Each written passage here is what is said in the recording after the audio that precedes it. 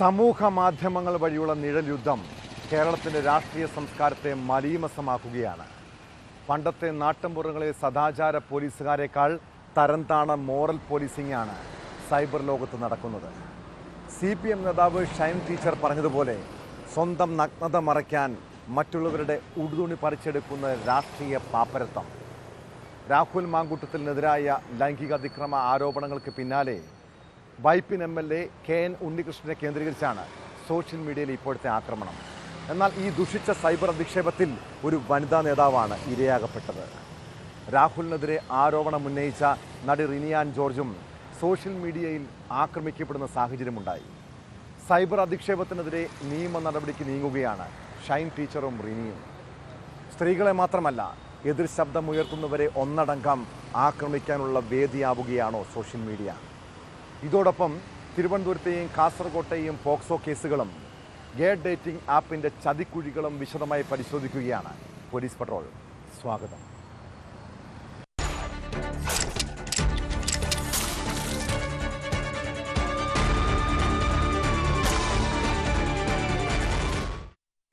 നമ്മൾ കുട്ടികളായിരുന്നപ്പോൾ അയൽ വീടുകളിലും ബന്ധുവീടുകളിലും കളിക്കാനും TV കാണാനുമൊക്കെ പോയിരുന്ന ഒരു കാലം ഓർക്കുന്നുണ്ടാകും.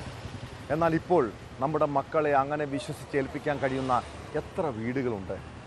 പഴയ കാലത്തെ പോലെയല്ല, എവിടെയും അപകടം ഒളിഞ്ഞിരിക്കുന്നുണ്ടെന്ന് അച്ഛനമ്മമാർ തിരിച്ചറിയണം. തിരുവനന്തപുരം ശ്രീകാര്യത്ത് 6 വയസ്സുകാരിയെ ലൈംഗിക ചൂഷണത്തിന് ഇരയാക്കിയത് അയൽവാസിയായ യുവതിയുടെ ആൺസുഹൃത്താണ്. പെൺകുട്ടി തൊട്ട് സമീപത്തെ അപ്പാർട്ട്മെൻറ്റിൽ കളിക്കാനായി എത്തിയപ്പോഴാണ് യുവാവ് പീഡിപ്പിച്ചത്. കേസിൽ നെയ്യാറ്റിൻകര മാറനല്ലൂർ സ്വദേശികളായ ഷിർഷാദ്, സീത എന്നിവരെ ശ്രീകാര്യം പോലീസ് അറസ്റ്റ് ചെയ്തു. യുവതിയുടെ ഒത്താശയോടെയാണ് പീഡനം നടന്നതെന്നാണ് പോലീസിൻ്റെ കണ്ടെത്തൽ.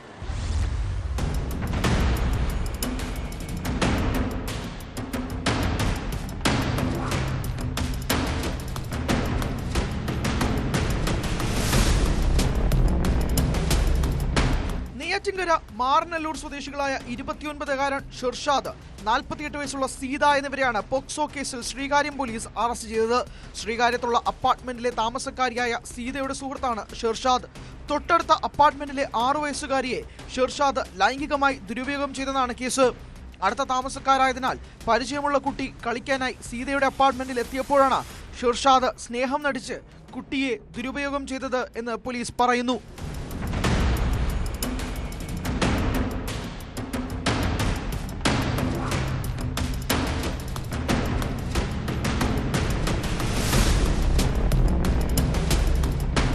ലൈംഗികാതിക്രമം മനസ്സിലാക്കിയ രക്ഷകർത്താക്കൾ ശ്രീകാര്യം പോലീസിൽ പരാതി നൽകി. തുടർന്ന് പോലീസ് നിർദ്ദേശിച്ചതനുസരിച്ച് CWCയിലെത്തിച്ച് കുട്ടിയുടെ മൊഴി രേഖപ്പെടുത്തി. ഇതിനിടെ ഷിർഷാദും സീതയും ഒളിവിൽ പോയിരുന്നു. കേസെടുത്ത പോലീസ് ബുധനാഴ്ച രാത്രിയാണ് പ്രതികളെ പിടികൂടിയത്. കുട്ടിയെ ദുരുപയോഗം ചെയ്യുന്നതിന് ഷിർഷാദിന് ഒത്താശ ചെയ്തതിനാണ് സീതയെയും പ്രതി ചേർത്തത്. വഞ്ചൂർ കോടതിയിൽ ഹാജരാക്കിയ പ്രതികളെ റിമാൻഡ് ചെയ്തു.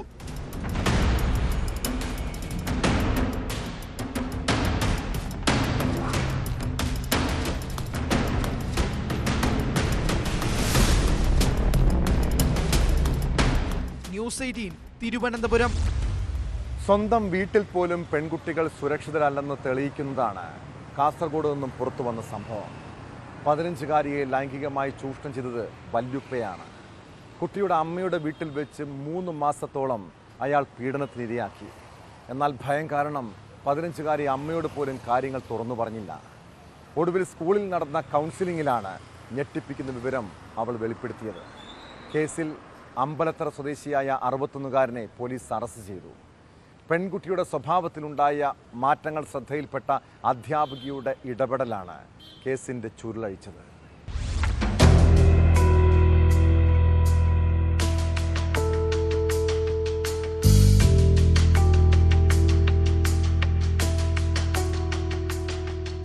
അമ്പലത്തറ പോലീസ് സ്റ്റേഷൻ പരിധിയിലാണ് സംഭവം. 15-കാരിയായ പേരക്കുട്ടിയെ വല്യുപ്പ നിരന്തരം പീഡിപ്പിച്ചുവെന്നാണ് പരാതി. ജൂൺ മാസം മുതൽ 3 മാസത്തോളം വിവിധ സ്ഥലങ്ങളിൽ പീഡിപ്പിച്ചുവെന്ന് അമ്പലത്തറ പോലീസിൽ നൽകിയ പരാതിയിൽ പറയുന്നു. പെൺകുട്ടി മാതാവിന്റെ വീട്ടിലായിരുന്നു താമസം. ഭയം കാരണം കുട്ടി വിവരം മറ്റാരോടും പങ്കുവച്ചിരുന്നില്ല. അതേസമയം കുട്ടിയുടെ സ്വഭാവത്തിൽ വ്യത്യാസം ശ്രദ്ധയിൽപ്പെട്ട അധ്യാപകർ വിവരം ചൈൽഡ് ലൈൻ അധികൃതരെ അറിയിക്കുകയായിരുന്നു. വിശദമായ കൗൺസിലിംഗിലാണ് കുട്ടി പീഡന വിവരം പുറത്തു പറഞ്ഞത്.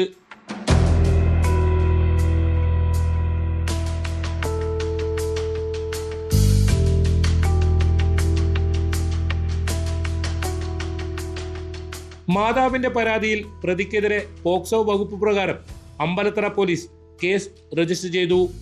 അറസ്റ്റ് രേഖപ്പെടുത്തിയ ശേഷം കോടതിയിൽ ഹാജരാക്കിയ ഇയാളെ റിമാൻഡ് ചെയ്തു.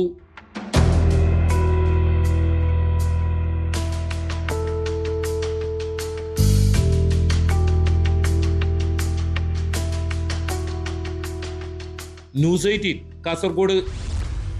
സ്വവർഗരതിക്കാർക്കുള്ള ഡേറ്റിംഗ് ആപ്പ് വഴിയുള്ള പീഡനത്തിൽ ഇരകളാകപ്പെട്ടത് ഒട്ടേറെ ആൺകുട്ടികളാണ്. കാസർഗോട്ടെ ചില ലോഡ്ജുകളുടെ മറവിലാണ് കുട്ടികളെ ലൈംഗികമായി ചൂഷണം ചെയ്തത്. അതിനായി ലക്ഷങ്ങളുടെ ഇടപാടുകൾ. ഡേറ്റിംഗ് ആപ്പിലൂടെ പരിചയപ്പെട്ട കാസർഗോട്ടെ 16-കാരനെ ലൈംഗിക അതിക്രമത്തിന് ഇരയാക്കിയ സംഭവത്തിലാണ് ഞെട്ടിപ്പിക്കുന്ന വിവരങ്ങൾ പുറത്തു വന്നത്. ചില ലോഡ്ജുകൾ കേന്ദ്രീകരിച്ച് നടന്ന പീഡനത്തിലും സാമ്പത്തിക ഇടപാടുകളിലും ലോഡ്ജ് നടത്തിപ്പുകാർക്കും പങ്കുണ്ടെന്നാണ് സൂചന. പീഡനം നടന്ന സ്ഥലങ്ങളിൽ ചന്തേര പോലീസ് പ്രതികളുമായി തെളിവെടുപ്പ് നടത്തി. ഇതിനിടെ കേസിൽ ഒരാളെ കൂടി പോലീസ് അറസ്റ്റ് ചെയ്തു. കോഴിക്കോട് പേരാമ്പ്ര സ്വദേശി പ്രജീഷ് പിടിയിലായതോടെ അറസ്റ്റിലായവരുടെ എണ്ണം 12ആയി.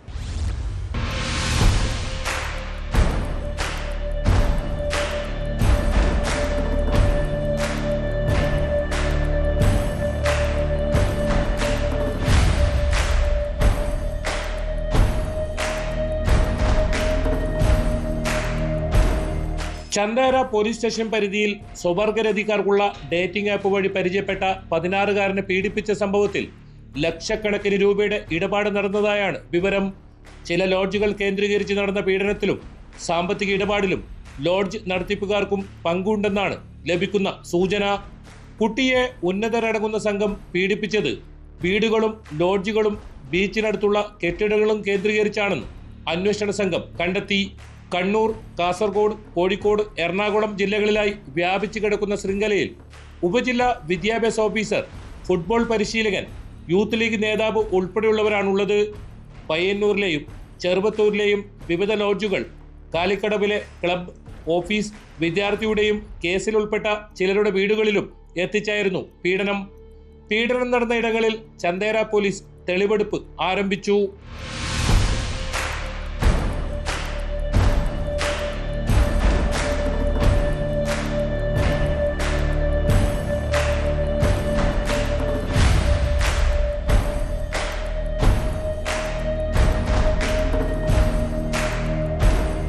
ഇതിനിടെ കേസിൽ ഒരാൾ കൂടി അറസ്റ്റിലായി. പയ്യന്നൂർ പെരുമ്പയിലെ കന്നഡ വ്യാപാര സ്ഥാപനത്തിലെ മാനേജരും കോഴിക്കോട് പേരാമ്പ്ര സ്വദേശിയുമായ NP പ്രജീഷ് എന്ന ആൽബിനാണ് അറസ്റ്റിലായത്. 3 ജില്ലകളിലായി ആകെ 12 പേരാണ് ഇതുവരെ അറസ്റ്റിലായത്. സംസ്ഥാനത്തെ വിവിധ സ്റ്റേഷനുകളിൽ രജിസ്റ്റർ ചെയ്തിട്ടുള്ള 15 കേസുകളിൽ 16 പ്രതികളാണ് ഉൾപ്പെട്ടിട്ടുള്ളത്. കേസിൽ ഉൾപ്പെട്ടിട്ടുള്ള 2 പേർ കൂടി അറസ്റ്റിലായതോടെ ഇതുവരെ 12 പേർ വിവിധ കേസുകളിൽ റിമാൻഡിലായി. കാസർഗോഡ് ജില്ലയിലെ 5 പോലീസ് ഇൻസ്പെക്ടർമാരുടെ നേതൃത്വത്തിലാണ് കേസുകൾ അന്വേഷിച്ചു വരുന്നത്.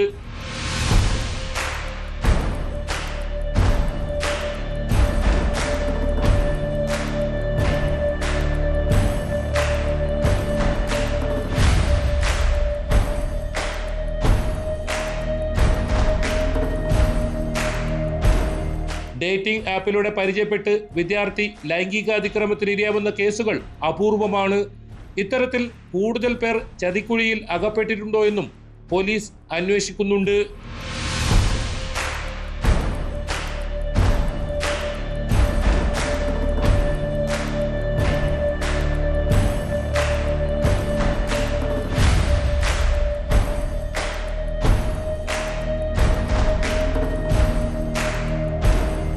ന്യൂസ് 18 കാസർഗോഡ്. പത്തനംതിട്ടയിൽ 16-കാരിയെ ലൈംഗികമായി പീഡിപ്പിച്ച കേസ് അട്ടിമറിക്കാൻ പല പോലീസ് ഉന്നതരും ഇടപെട്ടതാണ്. കേസിലെ പ്രതിയായ അഭിഭാഷകൻ നൌഷാദ് തോട്ടത്തിലിനെ രക്ഷിക്കാൻ സഹായങ്ങൾ ചെയ്തു. പരാതിയുമായി എത്തിയ പെൺകുട്ടിക്കും കുടുംബത്തിനും നീതി നിഷേധിക്കപ്പെട്ടു. പോലീസിനെ പ്രതിക്കൂട്ടിലാക്കിയ പോക്സോ കേസ് അട്ടിമറിയിൽ ശക്തമായ നടപടിക്ക് ഒരുങ്ങുകയാണ് ആഭ്യന്തര വകുപ്പ്. തിരുവല്ല DYSP നന്ദകുമാർ, ആറന്മുള CI പ്രവീൺ എന്നിവർക്കെതിരെയാണ് നടപടിക്ക് ശുപാർശ ചെയ്തിട്ടുള്ളത്. പോലീസിൻ്റെ അന്തസ്സ് കളങ്കപ്പെടുത്തുന്ന രീതിയിൽ കേസ് അട്ടിമറിച്ചുവെന്ന് കണ്ടെത്തിയതിനെ തുടർന്നാണ് നടപടി സ്വീകരിക്കുന്നത്.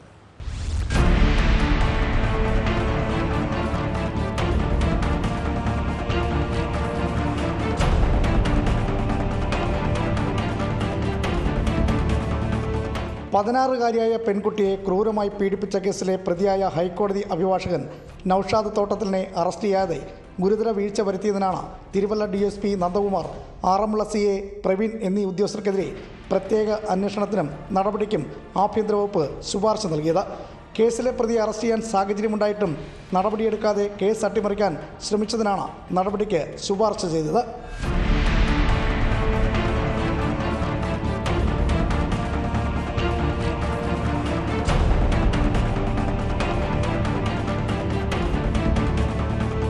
കേസ് ആദ്യം അട്ടിമറിച്ച കോന്നി പോലീസ് സ്റ്റേഷനിലെ DSP ആയിരുന്ന രാജപ്പൻ റാവുത്തറെയും CI ശ്രീജിത്തിനെയും മുൻപ് അന്വേഷണ വിധേയമായി സസ്പെൻഡ് ചെയ്തിരുന്നു.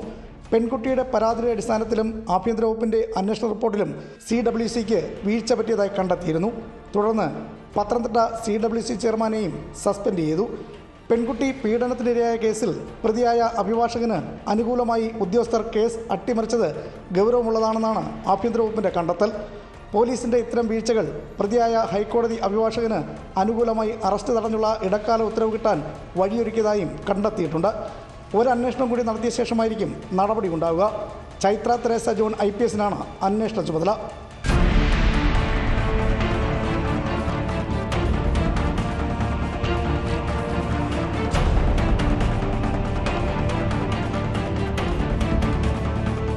ന്യൂസ് 18 പത്തനംതിട്ട.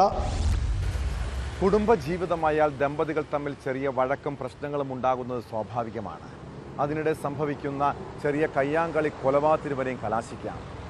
പാലക്കാട് മണ്ണാർക്കാട് ദാമ്പത്യ തർക്കത്തിനിടെ ഭർത്താവ് ഭാര്യയെ കൊലപ്പെടുത്തിയ കേസ് എല്ലാവരും തിരിച്ചറിയുന്നത് നല്ലതാണ്. കോട്ടയം സ്വദേശിനിയായ അഞ്ചുമോളെ വാക്കേറ്റത്തിനിടെ ഭർത്താവ് യോഗേഷ് കൊലപ്പെടുത്തുകയായിരുന്നു. കേസിൽ പ്രതിയെ പോലീസ് അറസ്റ്റ് ചെയ്തു. പിടിച്ചു തള്ളിയപ്പോൾ തലയിടിച്ച് വീണാണ് മരണം സംഭവിച്ചതെന്നാണ് പ്രതി പോലീസിന് നൽകിയ മൊഴി. എന്നാൽ ശ്വാസം മുട്ടിച്ചാണ് കൊലപാതകമെന്ന് പോസ്റ്റ്മോർട്ടത്തിൽ തെളിഞ്ഞു. ഇതോടെ അനാഥയായ 1 വയസ്സുള്ള ഇവരുടെ കുഞ്ഞിൻ്റെ കരച്ചിലും നിലവിളിയും നാട്ടുകാർക്കെല്ലാം സങ്കട കാഴ്ചയായി.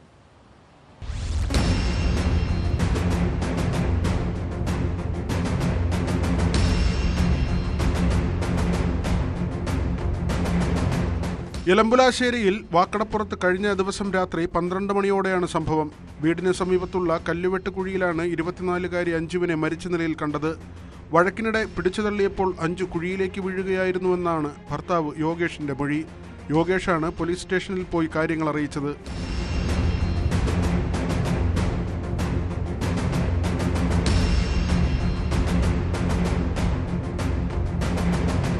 എന്നാൽ അഞ്ജു മരിച്ചത് ശ്വാസം മുട്ടിയാണെന്ന് പോസ്റ്റ്മോർട്ടത്തിൽ വ്യക്തമായി. യോഗേഷ് ശ്വാസം മുട്ടിച്ച് കൊന്നതായാണ് പോലീസിന്റെ കണ്ടെത്തൽ. കസ്റ്റഡിയിലുള്ള പ്രതിക്കെതിരെ കൊലക്കുറ്റം ചുമത്തും. അഞ്ജുമോൾ വിഷാദരോഗത്തിന് ചികിത്സയിലായിരുന്നു.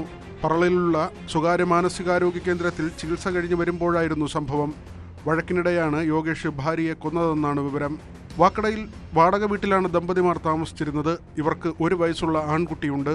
തൃശൂർ മെഡിക്കൽ കോളേജിൽ പോസ്റ്റ്മോർട്ടത്തിന് ശേഷം മൃതദേഹം ബന്ധുക്കൾക്ക് വിട്ടുകൊടുത്തു.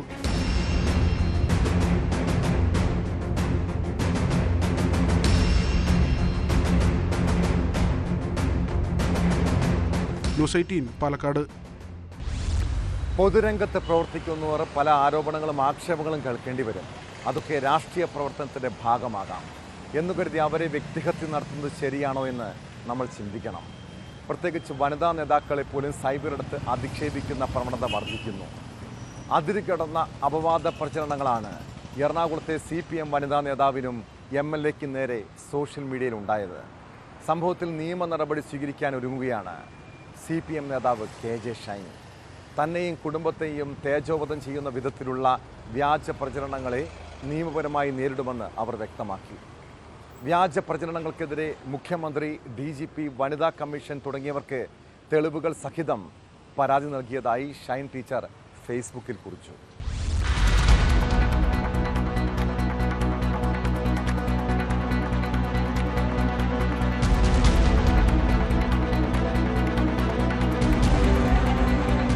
KJ ഷൈനിനും എറണാകുളം ജില്ലയിലെ ഒരു CPM MLAക്കുമെതിരെ സമൂഹ മാധ്യമങ്ങളിൽ വ്യാപകമായ അപവാദ പ്രചരണങ്ങൾ നടക്കുന്ന സാഹചര്യത്തിലാണ് പ്രതികരണം. രാഷ്ട്രീയമായും വ്യക്തിപരമായും തകർക്കുക എന്ന ലക്ഷ്യത്തോടെയാണ് നെറുകെട്ട പ്രചാരണങ്ങൾ നടക്കുന്നതെന്നും ഈ ഭീരുത്വത്തിന്റെ രാഷ്ട്രീയത്തെ നിയമപരമായും രാഷ്ട്രീയമായും നേരിടുമെന്നും ഷൈൻ പ്രസ്താവിച്ചു.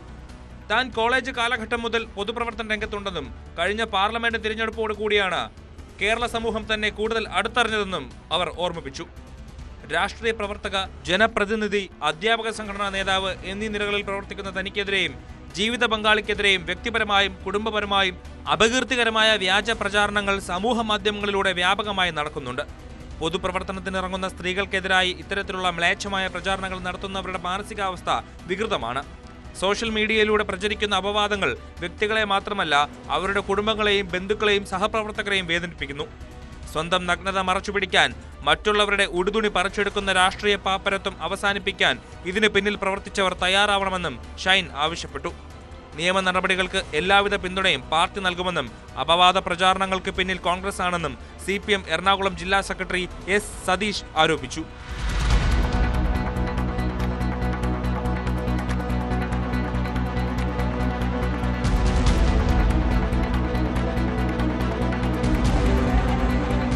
പൊതുപ്രവർത്തനം എന്നത് സ്ത്രീകളുടെ കൂടി അവകാശമാണെന്ന ബോധ്യം സമൂഹത്തിലും ഭരണകൂടത്തിലും ഉണ്ടാകണമെന്നും അതിനനുസരിച്ചുള്ള ഇടപെടലുകൾ ഉണ്ടാകുമെന്നും ഷൈൻ ഫേസ്ബുക്ക് കുറിപ്പിൽ പറയുന്നു. കഴിഞ്ഞ ലോക്സഭാ തെരഞ്ഞെടുപ്പിൽ എറണാകുളം മണ്ഡലത്തിലെ LDF സ്ഥാനാർത്ഥിയായിരുന്നു KJ ഷൈൻ.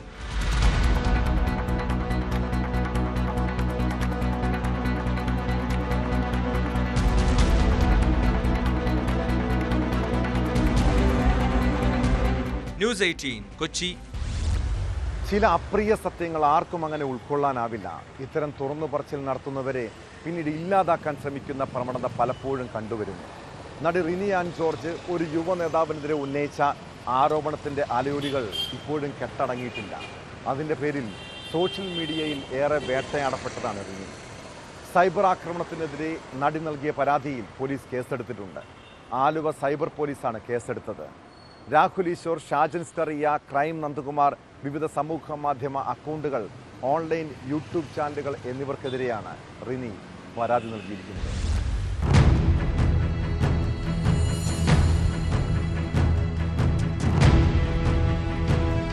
യുവ നേതാവിൽ നിന്ന് മോശം അനുഭവമുണ്ടായി എന്ന് തുറന്നു പറഞ്ഞതിനു ശേഷമായിരുന്നു റിനിക്കെതിരെ സൈബർ ആക്രമണമുണ്ടായത്. തനിക്കെതിരെ നടക്കുന്നത് ആസൂത്രിതമായ സൈബർ ആക്രമണമാണെന്നും നടക്കുന്നത് പെയ്ഡ് ആക്രമണമാണെന്നും റിനി പരാതിയിൽ വ്യക്തമാക്കിയിരുന്നു. നേരിട്ട് ആക്രമണം നടത്തുന്നവരെ മാത്രമല്ല പിന്നിൽ പ്രവർത്തിക്കുന്നവരെയും കണ്ടെത്തണം. തന്നെ മാത്രമല്ല തന്റെ പുരുഷ സുഹൃത്തുക്കളുടെ സ്വകാര്യതയെയും ഇത് ബാധിക്കുന്നുണ്ടെന്നും അതുകൊണ്ടാണ് പരാതിയുമായി മുന്നോട്ടു പോകാൻ തീരുമാനിച്ചതെന്നും റിനി പറഞ്ഞിരുന്നു. വിവിധ ഓൺലൈൻ ചാനലുകളുടെ ലിങ്കുകളടക്കമാണ് പരാതി നൽകിയത്. മുഖ്യമന്ത്രിക്ക് പുറമെ Ernakulam rural SP, Munambam DYSP എന്നിവർക്കും പരാതി നൽകിയിരുന്നു.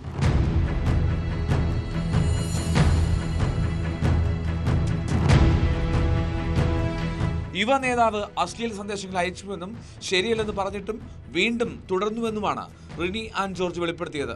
നേതാവിന്റെ പേര് വെളിപ്പെടുത്താൻ ആഗ്രഹിക്കുന്നില്ലെന്നും ആ വ്യക്തി ഉൾപ്പെട്ട പ്രസ്ഥാനത്തിലുള്ള പലരുമായും നല്ല ബന്ധമാണെന്നും റിനി ആൻ ജോർജ് പറഞ്ഞിരുന്നു. റിനിയുടെ തുറന്നു പറച്ചിലിന് ശേഷം പല സൈബർ ഗ്രൂപ്പുകളിൽ നിന്നും റിനിക്കെതിരെ നിരന്തരമായി ആക്രമണമുണ്ടായി. പരാതിയിൽ പറയുന്നവർ തന്റെ പേരെടുത്ത് പറഞ്ഞാണ് വീഡിയോകൾ ചെയ്തതെന്നും റിനിയുടെ പരാതിയിലുണ്ട്. കേസെടുത്ത ആലുവ സൈബർ പോലീസ് അന്വേഷണം തുടങ്ങിയിട്ടുണ്ട്.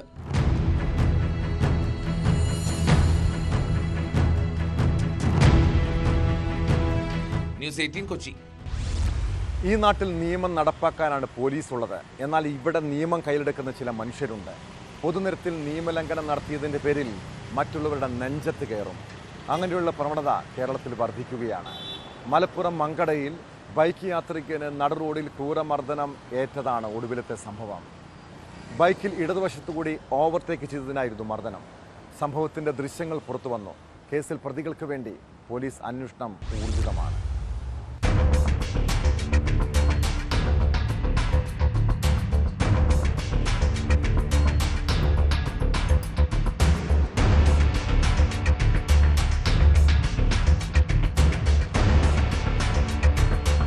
മങ്കട ഞാറക്കാട് സ്വദേശി ഹരിഗോവിന്ദനാണ് മർദ്ദനമേറ്റത്. മങ്കട അങ്ങാടിക്കടുത്ത് വച്ചായിരുന്നു മർദ്ദനം. ഹെൽമറ്റ് കൊണ്ട് തലക്കടിക്കുന്നതും മുഖത്ത് ക്രൂരമായി പ്രഹരിക്കുന്നതും ദൃശ്യങ്ങളിൽ കാണാം.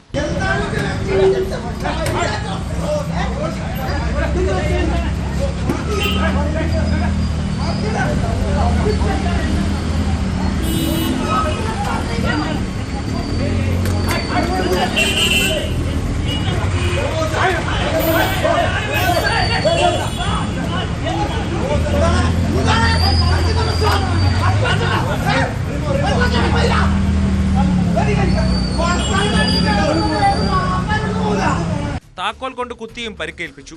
4 പേർ ചേർന്നാണ് മർദ്ദിച്ചത്. ഇവർ ലഹരിയിലാണെന്നും സംശയിക്കുന്നുണ്ട്. അപ്പോൾ അതിന് ബ്ലോക്ക് വരണ്ടെന്നുള്ള ഇതിൽ ഞാൻ ഓട്ടോറിക്ഷയ്ക്ക് റോങ് സൈഡ് കയറി വന്നപ്പോൾ അവൻ എന്നോട് തെറിയെ ചോദിച്ചു, പറഞ്ഞു ഏത് അവിടേക്കാണ് വരുന്നതെന്ന് ചോദിച്ചത്. അപ്പോൾ എൻ്റെ മുഖത്തേക്ക് ഞാൻ വണ്ടി അത് എന്താണ് നീ പറഞ്ഞതെന്ന് ചോദിച്ചു അവനോട്. അപ്പോൾ അവൻ്റെ മുഖത്തേക്ക് തുപ്പി കല്യാണം പോകാൻ തോൾ പിടിച്ചൊന്ന് മുന്തി. അപ്പോൾ എല്ലാവരും ഓട്ടോറിക്ഷയിൽ എല്ലാവരോടും കൂടി തന്നെ ആക്രമിക്കുകയാണ് ചെയ്തത്. ഞാൻ വണ്ടി സൈഡാക്കി ഹെൽമെറ്റ് വെച്ചിരുന്നു വണ്ടിയിൽ. 6 പേരുണ്ട്. 2 പേര് പിടിച്ച് എന്നെ വെച്ച് ഉടുപ്പ് തല്ലും ചെയ്തു. അത് കുറച്ചാൾക്കാർ പിടിച്ച് മാറ്റും ചെയ്തു. സംഭവത്തിൽ പ്രതികൾക്കെതിരെ വധശ്രമത്തിന് മങ്കട പോലീസ് കേസെടുത്തു. ആക്രമണം നടത്തിയവർ നിരവധി കേസുകളിൽ പ്രതികളാണെന്ന് പോലീസ് പറഞ്ഞു. ഒളിവിൽ പോയ പ്രതികൾക്കായി പോലീസ് അന്വേഷണം തുടങ്ങിയിട്ടുണ്ട്.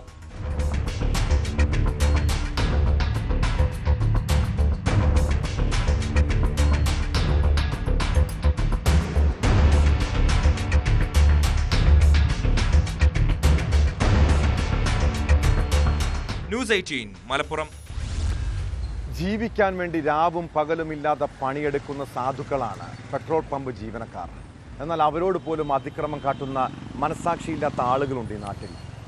പാലക്കാട് പട്ടാമ്പി കൊപ്പത്ത് പെട്രോൾ പമ്പിലെ ജീവനക്കാരെ ക്രൂരമായി മർദ്ദിച്ചത് നിസ്സാര പ്രശ്നത്തിൻ്റെ പേരിലാണ്. കൊപ്പം വളാഞ്ചേരി റോഡിലെ ക്വാളിറ്റി പെട്രോൾ പമ്പിലായിരുന്നു സംഭവം. കേസിൽ 2 അംഗ സംഘത്തെ പോലീസ് അറസ്റ്റ് ചെയ്തു. CCTV ദൃശ്യങ്ങൾ കേന്ദ്രീകരിച്ച് നടത്തിയ അന്വേഷണത്തിലാണ് പ്രതികൾ പിടിയിലായത്.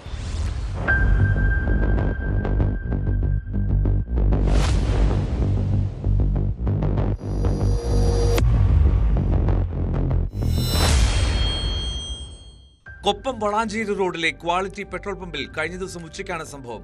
ബൈക്കിലെത്തിയ 2 അംഗ സംഘം പമ്പ് ജീവനക്കാരായ ഇതര സംസ്ഥാന തൊഴിലാളികളോട് 50 രൂപയ്ക്ക് പെട്രോൾ അടിക്കാൻ ആവശ്യപ്പെട്ടു. ഇത് അടിച്ചു നൽകുന്നതിനിടെ ജീവനക്കാരുടെ മോശമായ രീതിയിൽ പെരുമാറുകയും പെട്രോൾ അടിക്കുന്ന നോസിലുകൾ എടുത്തു മാറ്റാൻ ശ്രമിക്കുകയും ചെയ്തു. ഇത് ചോദ്യം ചെയ്തതോടെ ജീവനക്കാരെ മർദ്ദിക്കുകയായിരുന്നു.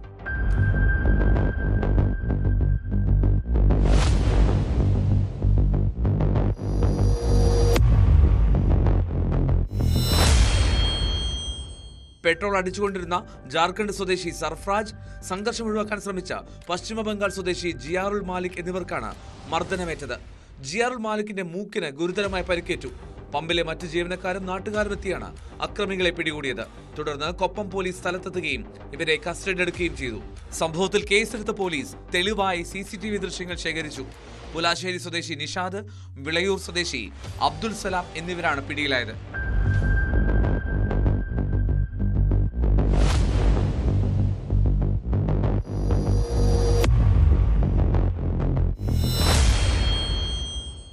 ന്യൂസ് 18 പട്ടാമ്പി.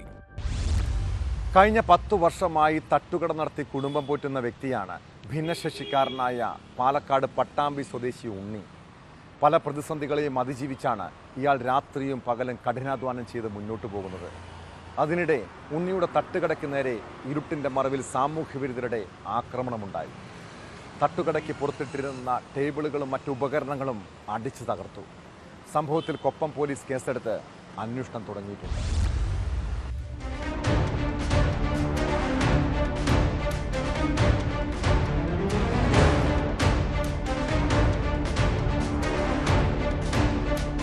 പട്ടാമ്പി എറയൂർ സ്വദേശി കറുപ്പൻ എന്ന ഉണ്ണിയുടെ കൊപ്പം മുളയങ്കാവ് റോഡിൽ പ്രവർത്തിച്ചിരുന്ന പ്രതീക്ഷ തട്ടുകടയാണ് തകർത്തത്.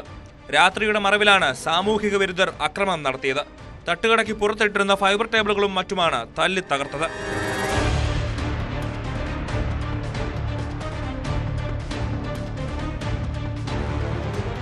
കഴിഞ്ഞ 10 വർഷമായി കറുപ്പൻ ഇവിടെ തട്ടുകട നടത്തുന്നുണ്ട്. ശാരീരിക ബുദ്ധിമുട്ടുകളെ തുടർന്ന് ഓണത്തിന് ശേഷം തട്ടുകട പ്രവർത്തിച്ചിരുന്നില്ല.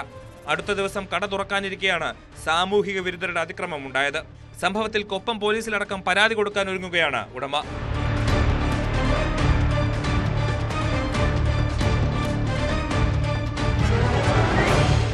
ന്യൂസ് 18 പട്ടാമ്പി. പൊതുനിരത്തിൽ എപ്പോഴും ഗുണ്ടായിസം കാണിക്കുന്നവരാണ് ബസ് ജീവനക്കാർ. ഈ നാട്ടിലെ റോഡ് അവരുടെ കുടുംബ സ്വത്തെന്നാണ് ചിലരുടെ വിചാരം. ബസ്സുകൾ തമ്മിലുള്ള മത്സരയോട്ടവും സമയക്രമത്തെ ചൊല്ലിയുള്ള തർക്കവും കയ്യാങ്കളിയിൽ കലാശിക്കുന്ന കാഴ്ച. കൊല്ലത്ത് സ്വകാര്യ ബസ് ജീവനക്കാർ തമ്മിലടിച്ച സംഭവത്തിൽ പോലീസ് കേസെടുത്തു. പരവൂർ സ്വദേശി സുരേഷ് ബാബുവിനെ മർദ്ദിച്ച കേസിലാണ് പോലീസിന്റെ നടപടി. അക്രമത്തിന്റെ ദൃശ്യങ്ങൾ നേരത്തെ പുറത്തു വന്നിരുന്നു.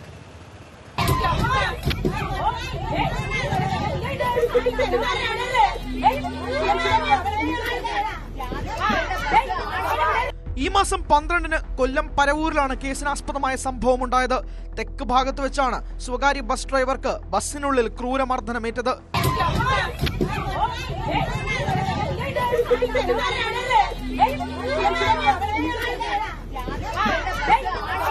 സാമിയ ബസ്സിലെ ഡ്രൈവറായ പരവൂർ സ്വദേശി സുരേഷ് ബാബുവിനെ യാത്രക്കാരുടെ മുന്നിൽ വെച്ച് മർദ്ദിക്കുകയായിരുന്നു.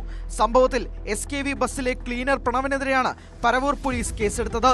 തർക്കത്തെ തുടർന്ന് ഡ്രൈവിംഗ് സീറ്റിൽ നിന്നും എഴുന്നേറ്റ് വന്ന സുരേഷ് ബാബുവിനെ പ്രണവ് മർദ്ദിക്കുകയും തള്ളി നിലത്തടിക്കുകയുമായിരുന്നു. തുടർന്നും ക്രൂരമായി മർദ്ദിച്ചതായും FIR-ൽ പറയുന്നു. അവശനായ സുരേഷ് ആശുപത്രിയിൽ ചികിത്സ തേടിയിരുന്നു. ഇയാളുടെ പരാതിയിലാണ് പോലീസ് കേസെടുത്തത്. പ്രതിക്കായി അന്വേഷണം തുടങ്ങിയതായി പോലീസ് പറഞ്ഞു.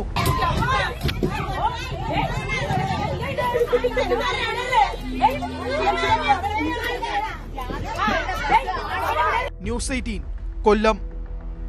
ധർമ്മസ്ഥലയോട് ചേർന്ന് 20 ഏക്കറോളം പരന്നു കിടക്കുന്ന ആൾതാമസമില്ലാത്ത ബംഗളഗുഡ. നേത്രാവതി പുഴയോട് ചേർന്നുള്ള സ്നാനഘട്ടയ്ക്ക് സമീപം ദുരൂഹതകൾ നിറഞ്ഞു നിൽക്കുന്ന പ്രദേശം. പ്രത്യേക അന്വേഷണ സംഘത്തിൻ്റെ ഓപ്പറേഷൻ ബംഗളഗുഡയിൽ നിരവധി അസ്ഥികൂടങ്ങളാണ് കണ്ടെത്തിയത്. ഇതോടെ വനമേഖലയോട് ചേർന്ന് കിടക്കുന്ന ഈ പ്രദേശങ്ങളിൽ മൃതദേഹാവശിഷ്ടങ്ങൾക്കായി പോലീസ് തിരച്ചിൽ തുടരുകയാണ്. കഴിഞ്ഞ ദിവസം ഇവിടെ നിന്ന് കണ്ടെത്തിയ അസ്ഥികൂടങ്ങൾ ഫോറൻസിക് പരിശോധനയ്ക്കായി അയച്ചിട്ടുണ്ട്. ഉപരിതലത്തിൽ ചിതറിക്കിടക്കുന്ന രീതിയിലായിരുന്നു തലയോട്ടികളും നിരവധി അസ്ഥികൂടങ്ങളും കണ്ടെത്തിയത്.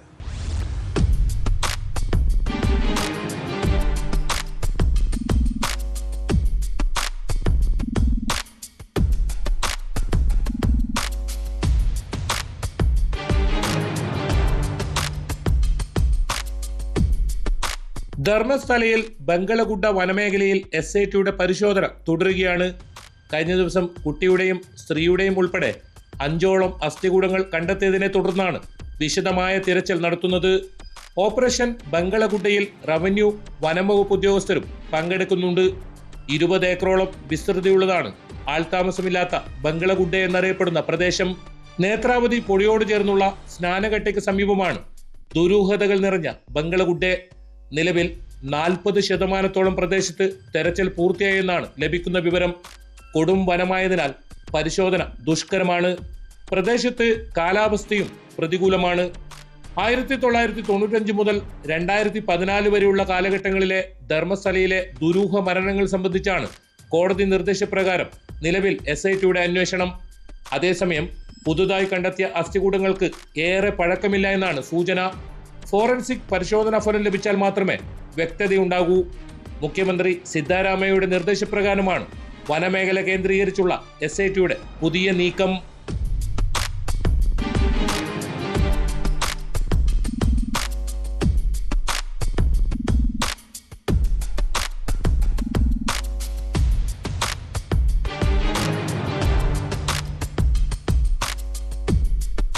ബംഗളഗുഡ വനത്തിനകത്ത് ആഭിചാരക്രിയ നടന്നതായും തെളിവുകളുണ്ട്.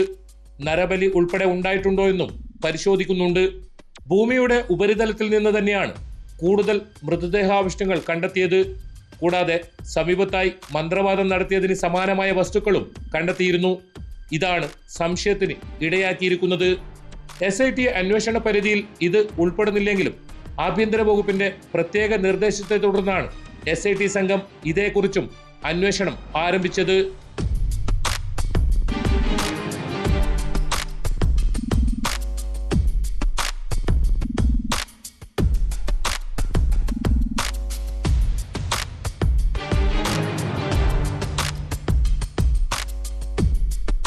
KV Baiju, news 18, Dharmasthala. സ്വർണം വാങ്ങാനെന്ന വ്യാജേന അണിഞ്ഞൊരുങ്ങി ജ്വല്ലറികളിലെത്തും. സംസാരവും ഇടപെടലും കണ്ടാൽ ആർക്കും സംശയം തോന്നില്ല. എന്നാൽ ധർമ്മടം നടുവിലത്തറ സ്വദേശിനി ആയിഷ ആള് പഠിച്ച കള്ളിയാണ്. മാഹിയിലെ ജ്വല്ലറിയിൽ നിന്നും സ്വർണ്ണമാല മോഷ്ടിച്ച കേസിൽ അറസ്റ്റിലായപ്പോഴാണ് യുവതിയുടെ കവർച്ചാ രീതികൾ പോലീസ് മനസ്സിലാക്കിയത്. ശ്രീലക്ഷ്മി എന്ന ജ്വല്ലറിയിൽ 5 ദിവസം മുൻപ് നടന്ന മോഷണ കേസിൽ ആയിഷയുടെ ദൃശ്യങ്ങൾ CCTVയിൽ പതിഞ്ഞിരുന്നു. ഇതിന്റെ അടിസ്ഥാനത്തിൽ നടത്തിയ അന്വേഷണത്തിലാണ് പ്രതി പിടിയിലായത്.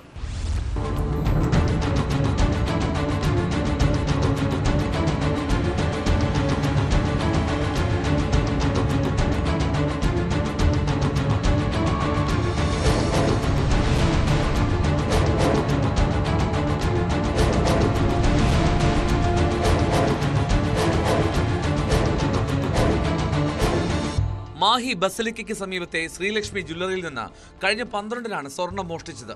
3 ഗ്രാം തൂക്കമുള്ള സ്വർണ്ണമാല ജീവനക്കാരുടെ കണ്ണുവെട്ടിച്ച് കൈക്കലാക്കി യുവതി കടന്നുകളഞ്ഞു.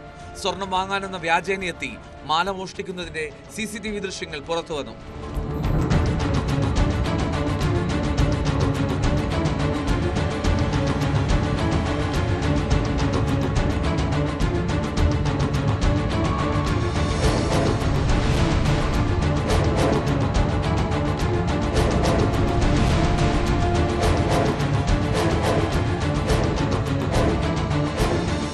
അഴിയൂർ ഹാജിയർ പള്ളിക്ക് സമീപം മനാസ് ക്വാർട്ടേഴ്സിൽ താമസിക്കുന്ന ധർമ്മടം നടുവിലത്തറ N ആയിഷയാണ് മാഹി പോലീസ് അറസ്റ്റ് ചെയ്തത്. ജ്വല്ലറി ഉടമ പിലാക്കണ്ടി ശൈലേഷിന്റെ പരാതിയിൽ CCTV ദൃശ്യങ്ങൾ പരിശോധിച്ച് പോലീസ് നടത്തിയ അന്വേഷണത്തിലാണ് യുവതിയെ കണ്ടെത്തിയത്. മാല മാഹിയിലെ തന്നെ കുഞ്ഞിപ്പള്ളി ജ്വല്ലറിയിൽ വിറ്റുവെന്നാണ് ആയിഷ മൊഴി നൽകിയത്. തുടർന്ന് ഇവിടെയെത്തി മാല പോലീസ് കണ്ടെടുത്തു. മാഹി കോടതിയിൽ ഹാജരാക്കിയ പ്രതിയെ 14 ദിവസത്തേക്ക് റിമാൻഡ് ചെയ്തു. മാഹി CI അനിൽകുമാറിന്റെ നേതൃത്വത്തിൽ SI ജയശങ്കർ, ക്രൈം സ്ക്വാഡ് അംഗങ്ങളായ SI വളവിൽ സുരേഷ്, ASI CV ശ്രീജേഷ് എന്നിവരടങ്ങുന്ന സംഘമാണ് പ്രതിയെ പിടികൂടിയത്.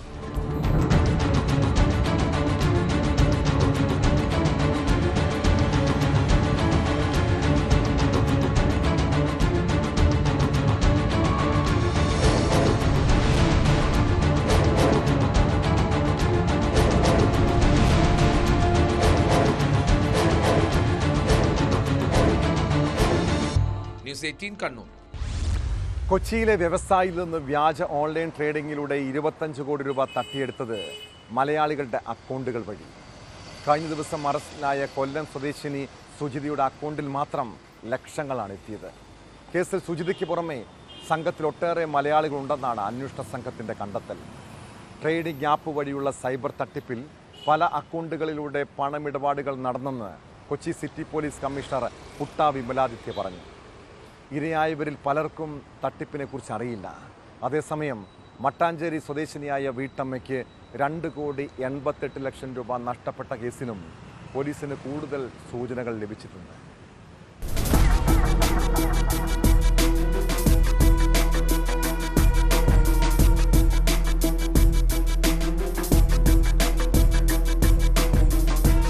കൊച്ചി നഗരത്തിലെ ഫാർമസ്യൂട്ടിക്കൽ കമ്പനി ഉടമയിൽ നിന്ന് വ്യാജ ഓൺലൈൻ ട്രേഡിംഗിലൂടെ 25 കോടി രൂപ തട്ടിയെടുത്ത കേസിൽ കഴിഞ്ഞ ദിവസമാണ് സുജിത എന്ന കൊല്ലം സ്വദേശിനി പിടിയിലായത്. ഇതുമായി ബന്ധപ്പെട്ട് നടത്തിയ അന്വേഷണത്തിൽ സുജിതയുടെ അക്കൗണ്ടിലേക്കും പണം പോയിട്ടുണ്ടെന്ന് പോലീസ് വ്യക്തമാക്കി. തുടർന്നാണ് മ്യൂൾ അക്കൗണ്ട് എന്ന നിലയിലാണ് ഈ അക്കൗണ്ട് ഉപയോഗിച്ചിരിക്കുന്നതെന്ന് വ്യക്തമായത്. സ്വന്തം ബാങ്ക് അക്കൗണ്ട് മറ്റുള്ളവർക്ക് വാടകയ്ക്കോ പ്രതിഫലമോ കമ്മീഷനോ വാങ്ങി ഉപയോഗിക്കാൻ നൽകുന്നതിനെയാണ് മ്യൂൾ അക്കൗണ്ട് എന്ന് വിളിക്കുന്നത്. ഒന്നിലേറെ അക്കൗണ്ടുകൾ സുജിതയുടെ പേരിലുണ്ടെന്നും പോലീസ് കണ്ടെത്തിയിട്ടുണ്ട്. പല അക്കൗണ്ടുകളിലൂടെ പണമിടപാടുകൾ ഉണ്ടെന്നും ഇരയായവരിൽ പലർക്കും തട്ടിപ്പിനെ കുറിച്ച് അറിയില്ലെന്നും സിറ്റി പോലീസ് കമ്മീഷണർ വ്യക്തമാക്കി. നമുക്ക് ഈ സൈബർ തട്ടിപ്പുകളിൽ നഷ്ടപ്പെട്ട പൈസ പല അക്കൗണ്ടുകളിൽ കൂടെ ആണ് പ്രതികൾ അങ്ങോട്ടൊക്കെ ട്രാൻസ്ഫർ ചെയ്യുന്നത്. അപ്പോൾ ഈ ഇപ്പോൾ അറസ്റ്റ് ചെയ്തിരിക്കുന്ന ആള് അവരുടെ അക്കൗണ്ട് കൊടുക്കുന്നത് മാത്രമല്ല, അവരുടെ അക്കൗണ്ടിലെ ട്രാൻസാക്ഷൻസ് ഈ ലെയർ 1 അക്കൗണ്ടിലാണ് വന്നത്. സോ അതിനകത്ത് കുറേ ലക്ഷക്കണക്കിലുള്ള ട്രാൻസാക്ഷൻസ് ഉണ്ട്. ആ ബാക്കി വിവരങ്ങൾ ഇതിനകത്ത് അന്വേഷിക്കാനുണ്ട്. കൂടുതൽ ആൾക്കാരുടെ നിന്ന് പൈസ പോയിട്ടുണ്ട്. അതിൻ്റെ ലിസ്റ്റ് നമ്മൾ തയ്യാറാക്കിയിട്ട് ആവശ്യമുള്ള അവർക്ക് അറിയിക്കാനുള്ള ഒരു സംവിധാനം ചെയ്യും. പണം സ്വന്തം അക്കൗണ്ടിലേക്ക് വന്നതിനു ശേഷം മറ്റ് അക്കൗണ്ടുകളിലേക്ക് സുജിത അയച്ചു നൽകിയിട്ടുണ്ട്. കമ്മീഷൻ ഇനത്തിൽ സുജിതയ്ക്ക് പണം ലഭിക്കുന്നുണ്ടെന്നും പോലീസിന് മനസ്സിലായി. ഇതോടെയാണ് സുജിതയെ അറസ്റ്റ് ചെയ്തത്. റിമാൻഡ് ചെയ്ത സുജിതയെ കസ്റ്റഡിയിൽ വിട്ടുകിട്ടാൻ 2 ദിവസത്തിനുള്ളിൽ അപേക്ഷ നൽകുമെന്നും പോലീസ് പറഞ്ഞു. തൃപ്പൂണിത്തുറ തിരുവാങ്കുളം സ്വദേശിയിൽ നിന്നും സമാനമായ വിധത്തിൽ 1.8 കോടി രൂപ തട്ടിയെടുത്ത കേസിൽ പോലീസ് കഴിഞ്ഞ ദിവസം 2 പേരെ അറസ്റ്റ് ചെയ്തിരുന്നു. പിന്നീടുള്ള പരിശോധനയിലാണ് ഇവരുടേതും മ്യൂൾ അക്കൗണ്ടിന് സമാനമാണെന്ന് പോലീസിന് മനസ്സിലായത്. സുജിതയെ പോലെ ഈ സംഘത്തിന്റെ ഭാഗമായി മാറിയ വേറെ ആളുകൾ ഉണ്ടോ എന്നും അന്വേഷണ സംഘം പരിശോധിക്കുന്നുണ്ട്. അതേസമയം മട്ടാഞ്ചേരി സ്വദേശിനിയായ വീട്ടമ്മയ്ക്ക് 2.88 കോടി രൂപ നഷ്ടപ്പെട്ട സംഭവത്തിൽ കൂടുതൽ സൂചനകൾ ലഭിച്ചെന്നും പോലീസ് വ്യക്തമാക്കി. ഇതിനകത്ത് കുറെ കേസിൽ ഇപ്പോൾ ഉള്ള വിക്ടിംസിനെ നമ്മൾ കണ്ട് ചോദിക്കുമ്പോൾ നമ്മൾ മനസ്സിലാക്കുന്നത് അവരിത് അറിഞ്ഞിട്ടില്ല എന്നതാണ്. അപ്പോൾ നമ്മൾ വേറെ വഴികൾ കൂടെ നമ്മളൊന്ന് കണ്ടുപിടിച്ചിട്ട് ആ വഴികൾ കൂടെ അവയർനെസ് ക്യാമ്പയിൻ നടത്താൻ വേണ്ടിയാണ് ശ്രമിക്കാൻ ഉദ്ദേശിക്കുന്നത്. സാറേ, മഞ്ഞുമ്മൽ മൂൽസ് സാമ്പത്തിക തട്ടിപ്പിൽ അതെങ്ങനെയാണ് ഇപ്പോൾ ക്രൈംബ്രാഞ്ചിൽ കൈമാറിയിട്ടുണ്ടല്ലോ, അപ്പോൾ എങ്ങനെയാണ് അതിന്റെ അവസ്ഥ? അപ്പോൾ അത് സ്പെഷ്യൽ ഇൻവെസ്റ്റിഗേഷൻ ടീം ഫോം ചെയ്തിട്ടുണ്ട്. അതിന്റെ അക്കൗണ്ടുകൾ മറ്റ് ഡീറ്റെയിലുകൾ അവർ പരിശോധിക്കുന്നുണ്ട്. അതിന്റെ എന്താണ് റിസൾട്ട് വരുന്നത് അതനുസരിച്ചിട്ടുള്ള അന്വേഷണം നമ്മൾ നടത്തും. അല്ല, ഇവരോട് സംസാരിച്ച ആൾ മലയാളത്തിലാണ് സംസാരിച്ചത്. അപ്പോൾ ഇവരുടെ ഒരു റോളുണ്ട് എന്നത് നമുക്ക് വ്യക്തത ഉണ്ട്. പക്ഷേ ഇനി ആരൊക്കെയാണ് ഇതിനകത്തുള്ളത് എന്ന വിഷയം നമ്മൾ അന്വേഷിച്ചിട്ട് കണ്ടുപിടിച്ചാൽ മാത്രമേ മനസ്സിലാവൂ. മട്ടാഞ്ചേരി ആനവാതിൽ സ്വദേശിയായ 59-കാരിയാണ് സൈബർ തട്ടിപ്പ് സംഘം ഭീഷണിപ്പെടുത്തി തുക തട്ടിയെടുത്തത്. 2 മാസത്തോളം എടുത്തായിരുന്നു തട്ടിപ്പ് അരങ്ങേറിയത്. വെർച്വലായി വ്യാജ കോടതിയും വ്യാജ ജഡ്ജിയും വ്യാജ സാക്ഷിയും വരെ സൈബർ തട്ടിപ്പ് സംഘം ഒരുക്കിയിരുന്നു. തട്ടിപ്പ് സംഘത്തിന്റെ ഭാഗത്തു നിന്നും ഏറെ മാനസിക സമ്മർദ്ദങ്ങളാണ് ഇരയായ വീട്ടമ്മ നേരിട്ടത്.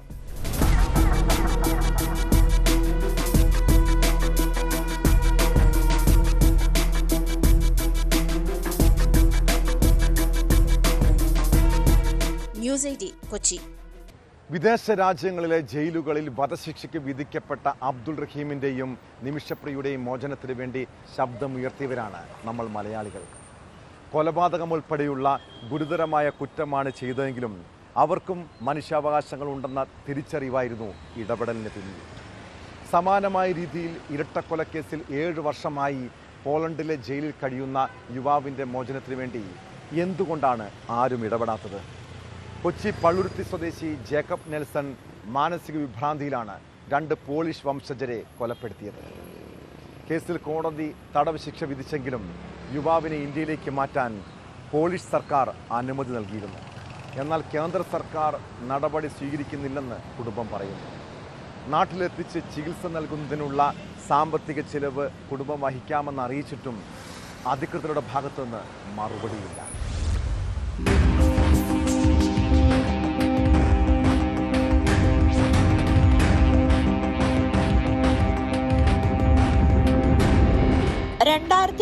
ജനുവരിയിലാണ് പള്ളുരുത്തി സ്വദേശി ജേക്കബ് നെൽസൺ വെൽഡിംഗ് ജോലിക്കായി പോളണ്ടിലെത്തിയത്.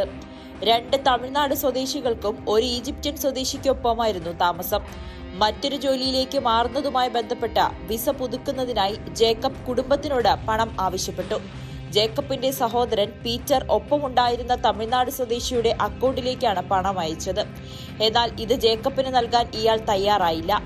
തുടർന്നുണ്ടായ തർക്കത്തിനൊടുവിൽ ജേക്കബ് 2 പേരെ കുത്തിക്കൊലപ്പെടുത്തിയെന്നാണ് കേസ്. പോളണ്ട് കോടതി 14 വർഷം ശിക്ഷ നൽകി. പക്ഷേ ജേക്കബിന്റെ മാനസിക നില മോശമായതിനെ തുടർന്ന് എത്രയും വേഗം ഇന്ത്യയിലെത്തിച്ച് ചികിത്സ നൽകാൻ കോടതി നിർദ്ദേശവും നൽകി. പോളണ്ടിലെ ഇന്ത്യൻ എംബസിയെ ഇക്കാര്യം അറിയിക്കുകയും ചെയ്തു. എന്നാൽ 2 വർഷം കഴിഞ്ഞിട്ടും കേന്ദ്ര സർക്കാർ ജേക്കബിനെ നാട്ടിലെത്തിക്കാനുള്ള നടപടി സ്വീകരിക്കുന്നില്ലെന്നാണ് കുടുംബം പറയുന്നത്. ആള് ഇവിടുന്ന് പോണതിന് മുമ്പ് പ്രാവശ്യം ഡിപ്രഷൻ വന്നിട്ടുണ്ട്. ഡിപ്രഷൻ വന്ന് അത് പിന്നെ ട്രീറ്റ്മെൻറ്റ് ചെയ്തായിരുന്നു. ട്രീറ്റ്മെൻറ്റ് ചെയ്ത് കഴിഞ്ഞിട്ട് പിന്നെ ആ സമയത്ത് ആള് പോണ സമയത്ത് നോർമലായിരുന്നു, കുഴപ്പമില്ല. അപ്പോൾ ഞാൻ ശരിക്കും അറിയണത് പോണതിൻ്റെ തലേ ദിവസമാണ്. ആള് ഡിപ്രഷൻ്റെ ഇതുള്ള കാരണം പോളണ്ടിലേക്ക് ഇനി പുറത്തേക്കൊക്കെ വിടുക എന്നുള്ള ഒരു പുള്ളിയുടെ ഒരു ചിന്ത കൊണ്ടായിരിക്കും ഇത് വക്കീൽ വിളിക്കുമ്പോഴാണ് അറിയണത് ഇവൻ 2 പേരെ കൊന്നിട്ടുണ്ട്. അപ്പോൾ ഈ കാര്യം ഈ പൈസയുടെ വിഷയത്തിലുണ്ടായ പ്രശ്നത്തിലാണ് അവർ പൈസ വാങ്ങിച്ച് അവിടെ നിന്ന് റൂമിൽ നിന്ന് പുറത്താക്കി.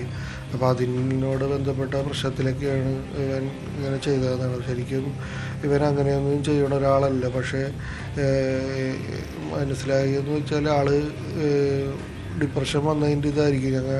പോളണ്ടിലെ ലോക കേരള സഭാംഗം മിഥുൻ മോഹൻ ജയിലിലെത്തി ജേക്കബ് നെൽസനെ കണ്ടു. ജേക്കബിന്റെ മാനസിക നില വളരെ മോശം അവസ്ഥയിലാണെന്ന് മിഥുൻ ന്യൂസ് 18നോട് പറഞ്ഞു. 2020 പോളണ്ടിലെ ഇന്ത്യൻ എംബസിയിലുള്ള ഒരു ഉദ്യോഗസ്ഥൻ ഈ വിഷയം എൻ്റെ ശ്രദ്ധയിൽ കൊണ്ടുവന്നത്. അപ്പോൾ അന്നു മുതൽ ആരംഭിച്ച നിയമ പോരാട്ടമായിരുന്നു. 4 വർഷത്തിന് ശേഷമാണ് നമുക്കിപ്പോൾ അനുകൂലമായിട്ടുള്ള ഒരു തീരുമാനം ലഭിച്ചിട്ടുള്ളത്. എന്നാൽ കഴിഞ്ഞ 2 വർഷമായി ജേക്കബ് നെൽസൺ അദ്ദേഹത്തിൻ്റെ കുടുംബവുമായി സംസാരിച്ചിട്ടില്ല. അദ്ദേഹത്തിൻ്റെ മാനസിക നില വളരെ മോശം അവസ്ഥയിലാണ് ഇപ്പോൾ. അപ്പോൾ കുടുംബത്തിൻ്റെ ആവശ്യം അനുസരിച്ച് കഴിഞ്ഞ മാസം ഞാൻ ജയിൽ സന്ദർശിച്ചിരുന്നു. നേരിട്ട് ജേക്കബിനെ കണ്ടിരുന്നു. അതിന്നും എനിക്ക് ബോധ്യമായതും ഇത് തന്നെയാണ്. അദ്ദേഹത്തിൻ്റെ സൈക്കോളജിസ്റ്റുമായും സംസാരിക്കാനുള്ള അവസരം ഉണ്ടായിരുന്നു. അപ്പോൾ സൈക്കോളജിസ്റ്റ് പറഞ്ഞത് അദ്ദേഹത്തിനെ ചികിത്സിക്കുന്നതിനുള്ള പ്രധാനപ്പെട്ട ഒരു പ്രശ്നം എന്ന് പറയുന്നത് അദ്ദേഹത്തിന് മലയാളം അല്ലാതെ മറ്റ് ഭാഷകൾ അറിയില്ല എന്നുള്ളതാണ്. അപ്പോൾ നമുക്ക് ചെയ്യാവുന്ന ഏറ്റവും നല്ല കാര്യം അദ്ദേഹത്തിനെ എത്രയും പെട്ടെന്ന് ഇന്ത്യയിലെ ജയിലിലേക്ക് മാറ്റുകയും അദ്ദേഹത്തിന് ആവശ്യമായ ചികിത്സ കൊടുക്കുക എന്നുള്ളതാണ്. ജേക്കബിനെ നാട്ടിലെത്തിക്കുന്നതിനും ചികിത്സ നൽകുന്നതിനുമായുള്ള ചെലവുകൾ വഹിക്കാമെന്ന് കുടുംബം സമ്മതിച്ചിരുന്നു. എന്നാൽ സഹോദരനെ നാട്ടിലെത്തിക്കാൻ കേന്ദ്ര സംസ്ഥാന സർക്കാരുകൾ സഹായിക്കണമെന്നാണ് കുടുംബത്തിന്റെ അപേക്ഷ.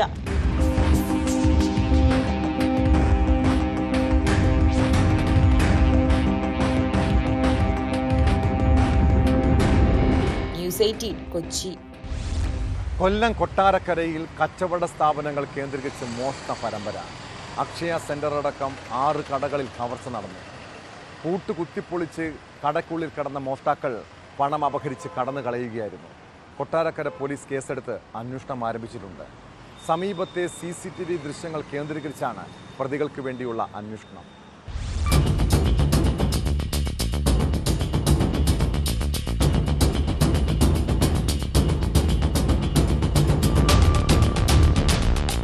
കൊട്ടാരക്കര കരിക്കൻ ജംഗ്ഷനിൽ പ്രവർത്തിച്ചു വന്നിരുന്ന അക്ഷയ സെന്റർ അടക്കം 6 കടകളിലാണ് മോഷണം നടന്നത്. രാവിലെ കട തുറക്കാനായി വന്ന വ്യാപാരികളാണ് മോഷണ വിവരം അറിയുന്നത്. പൂട്ടുകൾ തല്ലിപ്പൊളിച്ച നിലയിലാണ്. പണം സൂക്ഷിച്ചിരുന്ന മേശകൾ കുത്തി തുറന്നാണ് കവർച്ച. പണം മാത്രമാണ് നഷ്ടമായതെന്ന് വ്യാപാരികൾ പറയുന്നു. ഇപ്പോൾ ഇത് കരിക്കൻ ജംഗ്ഷനാണ്.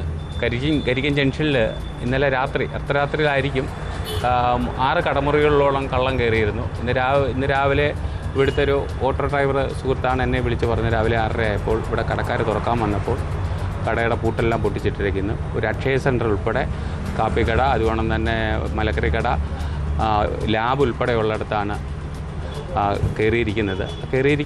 അവരതിനകത്ത് കുറച്ച് പൈസ മാത്രമാണ് കൊണ്ടുപോയിരിക്കുന്നത്. എന്നാൽ അതിനകത്ത് നാശനഷ്ടങ്ങളോ മറ്റോ ഒന്നും വരുത്തിയിട്ടില്ല. ഒരേ കെട്ടിടത്തിൽ പ്രവർത്തിക്കുന്ന 6 കടകളിലും മോഷണം നടന്നു. ആദ്യമായിട്ടാണ് ഇവിടെ മോഷണം നടക്കുന്നത്. 7 മണിയായപ്പോഴത്തേക്ക് ഇവിടെ എൻ്റെ ഹസ്ബൻഡ് ഇവിടെ വന്നു. ബാബു ഇവിടെ വന്നപ്പോഴത്തേക്ക് ലോക്കെല്ലാം തുറന്ന് തല്ലിപ്പൊട്ടിച്ച് കിടക്കുമായിരുന്നു. നോക്കിയപ്പം കള്ളം കയറിയെന്നുള്ളത് മനസ്സിലായി. ഉടനെ തന്നെ ആൾക്കാർ കൂടി ഉടനെ തന്നെ മെമ്പറെ വിളിച്ചു. മെമ്പറും ആൾക്കാരെല്ലാം കൂടെ വന്നു. പിന്നെ പോലീസുകാരെല്ലാം വന്നു. പിന്നെ സ്പെഷ്യൽ പോയി എന്നുള്ള ആൾക്കാരും ഒക്കെ വന്നു അവരോടെല്ലാം പറഞ്ഞു. എല്ലാവരും എഴുതി എടുത്തോണ്ട് പോയി. നമുക്ക് മേശ നമ്മൾ സാധാരണ രീതിയിൽ ലോക്കൊന്നുമല്ല, സാധാരണ രീതിയിൽ അടച്ചേക്കുമായിരുന്നു. അവിടുന്ന് നമ്മൾ 10,000-3,000 രൂപയ്ക്ക് അകത്തുണ്ടായിരുന്നു. അത് എടുത്തോണ്ട് പോയി. കൊട്ടാരക്കര പോലീസും ഫോറൻസിക് സംഘവും സ്ഥലത്ത് പരിശോധന നടത്തി. സമീപത്തെ CCTV ദൃശ്യങ്ങൾ പരിശോധിച്ച പോലീസ് പ്രതികൾക്കായി അന്വേഷണം ഊർജിതമാക്കിയിട്ടുണ്ട്.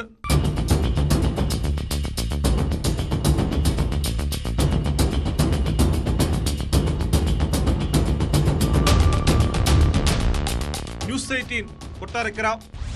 സംസ്ഥാനത്ത് അതിഥി തൊഴിലാളികളെ ഉപയോഗിച്ച് കേരളത്തിലേക്ക് കഞ്ചാവ് കടത്തുന്നത് വലിയ തോതിൽ വർദ്ധിച്ചിട്ടുണ്ട്. സ്ത്രീകളെ മറയാക്കിയാണ് ഈ സംഘം പ്രവർത്തിക്കുന്നത്. മലപ്പുറം കോട്ടക്കലിൽ ഓട്ടോറിക്ഷയിൽ കഞ്ചാവ് കടത്തിയ യുവതിയടക്കം 3 ഇതര സംസ്ഥാന തൊഴിലാളികളെ പോലീസ് അറസ്റ്റ് ചെയ്തു.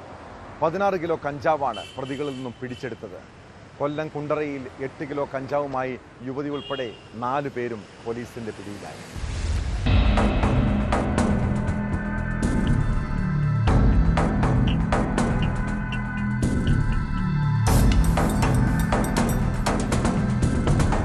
കോട്ടക്കൽ പുത്തൂരിൽ നടന്ന വാഹന പരിശോധനയിലാണ് വൻ കഞ്ചാവ് ശേഖരവുമായി 3 ഇതര സംസ്ഥാന തൊഴിലാളികളെ പിടികൂടിയത്. പിടിയിലായവരിൽ ഒരു യുവതിയും ഉൾപ്പെടുന്നു. ഓട്ടോറിക്ഷയിൽ കടത്തിക്കൊണ്ടുവരികയായിരുന്ന 16 കിലോയോളം കഞ്ചാവാണ് ഈ സംഘത്തിൽ നിന്ന് പിടിച്ചെടുത്തത്. ബംഗാൾ ബർദമാൻ സ്വദേശികളായ സജൻ ദാസ്, അജദ് അലി ഷെയ്ഖ്, തനുശ്രീദാസ് എന്നിവരെയാണ് കോട്ടയ്ക്കൽ പോലീസ് അറസ്റ്റ് ചെയ്തത്. വലിയ പൊതികളിലാക്കിയാണ് കഞ്ചാവ് സൂക്ഷിച്ചിരുന്നത്. സമീപകാലത്ത് ഈ മേഖലയിൽ നടക്കുന്ന ഏറ്റവും വലിയ കഞ്ചാവ് വേട്ടകളിൽ ഒന്നാണിത്. കഞ്ചാവിന്റെ ഉറവിടം, വിതരണ ശൃംഖല എന്നിവയെക്കുറിച്ച് അന്വേഷണം പുരോഗമിക്കുകയാണ്. Kottakkal inspector P Sangeeth, SI. Rashad Ali എന്നിവരുടെ നേതൃത്വത്തിൽ പോലീസും ജില്ലാ ഡാൻസ് ഓഫ് അംഗങ്ങളും സംയുക്തമായി നടത്തിയ നീക്കത്തിലാണ് പ്രതികൾ പിടിയിലായത്.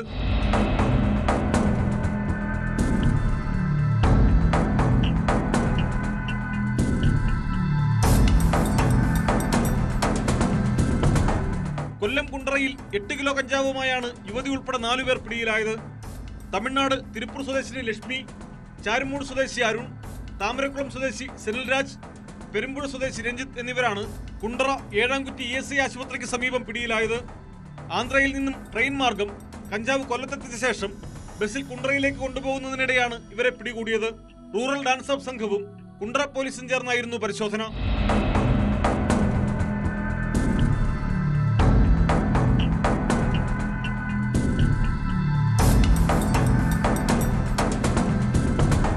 ന്യൂസ് 18 തിരൂർ, കൊട്ടാരക്കര. നമ്മുടെ നാട്ടിൽ തമ്മിലടിയും പ്രശ്നങ്ങളും ഉണ്ടായാൽ അത് പരിഹരിക്കുകയും നിയമ നടപടികൾ സ്വീകരിക്കുകയും ചെയ്യുന്ന ഇടമാണ് പോലീസ് സ്റ്റേഷനുകൾ. എന്നാൽ അങ്ങനെ നിയമം നടപ്പാക്കേണ്ട സ്റ്റേഷനുകളിൽ തന്നെ കൂട്ടയടി നടന്നാലോ? കൊച്ചി പള്ളുരുത്തി ട്രാഫിക് സ്റ്റേഷനിൽ ഹോം ഗാർഡുകൾ തമ്മിലുണ്ടായ സംഘർഷം നാണക്കേടായിരിക്കുകയാണ്. പോലീസ് സ്റ്റേഷനിലെ വിരമിക്കൽ പാർട്ടിയിൽ ബിരിയാണിയിൽ ചിക്കൻ കുറഞ്ഞു പോയെന്ന് പറഞ്ഞാണ് 2 ഉദ്യോഗസ്ഥർ തമ്മിൽ തല്ലിയത്. ഹോം ഗാർഡുകളായ ചേർത്തല സ്വദേശി ജോർജ്, രാധാകൃഷ്ണൻ എന്നിവരാണ് ഏറ്റുമുട്ടിയത്.